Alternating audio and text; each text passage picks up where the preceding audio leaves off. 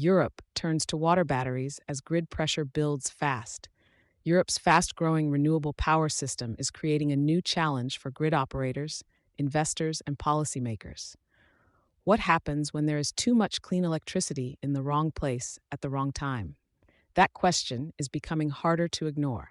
Record renewable curtailment, longer periods of negative electricity pricing, and extreme summer temperatures are strengthening the case for long-duration energy storage across the region.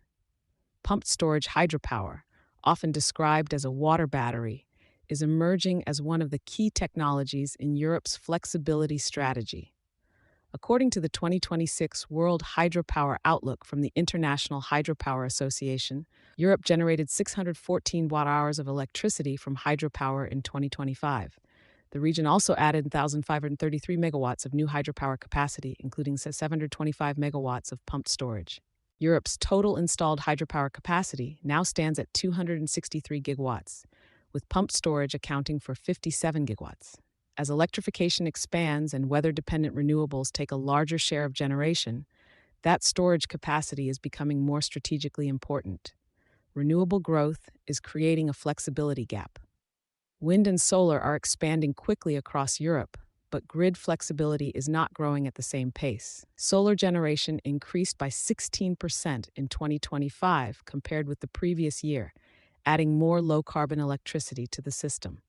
However, congestion, limited storage, and slower transmission development mean not all of that power can be used when it is produced. Wholesale markets are already showing the impact.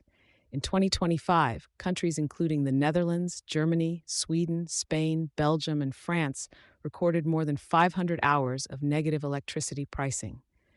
These events usually occur when renewable output exceeds available demand or grid capacity, forcing prices below zero. For energy-intensive businesses, utilities, and infrastructure investors, the signal is clear. Europe does not only need more renewable generation, it also needs more ways to shift, store, and dispatch electricity when the system needs it.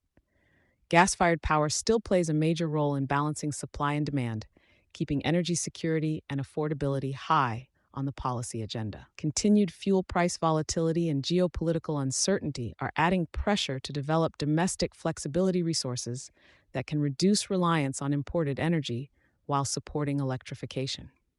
Pumped storage is well placed in that discussion because it can store large volumes of electricity over long durations.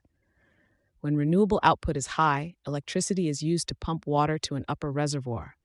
When demand rises or supply tightens, that water is released through turbines to generate power. Globally, pumped storage capacity has now passed 200 gigawatts, with 243 gigawatts under construction and a further 621 gigawatts in the development pipeline. Total hydropower capacity reached 1,469 gigawatts by the end of 2025, making it the world's largest source of renewable electricity. In Europe, the identified pipeline includes 59 gigawatts of pumped storage and 8 gigawatts of conventional hydropower. The scale of that pipeline reflects rising confidence in the role of long-duration storage, but delivery remains dependent on policy design, market reform, and permitting. Pumped storage gains policy and investment momentum. Policy support for pumped storage is becoming more visible. The Paris Pledge, backed in 2025 by more than 50 organizations, called for faster permitting, revenue stabilization mechanisms, and clearer recognition of long-duration storage in EU policy. At national level, the UK's proposed cap and floor mechanism for long-duration energy storage is being watched closely by the sector. By offering more predictable revenue conditions, the model could help reduce investment risk for projects that provide system value but do not always receive consistent market returns. At EU level, the European Commission's proposed grids package could also support storage development by improving grid planning, prioritizing cross-border energy corridors, and accelerating permitting for strategic infrastructure. Several major European projects advanced in 2025. Austria opened the 480-megawatt Limburg 3 pumped storage plant. Germany approved the 300 megawatts Riedel facility near Passau. Lithuania continued expansion work at Kruonis, and Estonia launched an international tender for its first pumped storage project at Paldiski. Spain also commissioned the first pumping station at the Valdecañas pumped storage project, while Norway approved its largest greenfield hydropower development in 6 decades. Recent grid stress has made the value of existing assets more visible. The large-scale Iberian blackout affecting Spain and Portugal in April 2025 highlighted the importance of hydropower assets with black start capability, which can help restore electricity supply after major outages. Hydropower plants are also increasingly valued for services beyond electricity generation. These include inertia, frequency regulation, and reserve capacity, all of which become more important as conventional thermal generation retires and variable renewables take on a larger role. Even with growing momentum, barriers remain. Lengthy permitting, uncertainty over license renewals, grid bottlenecks, and electricity market structures that do not fully reward flexibility continue to slow investment.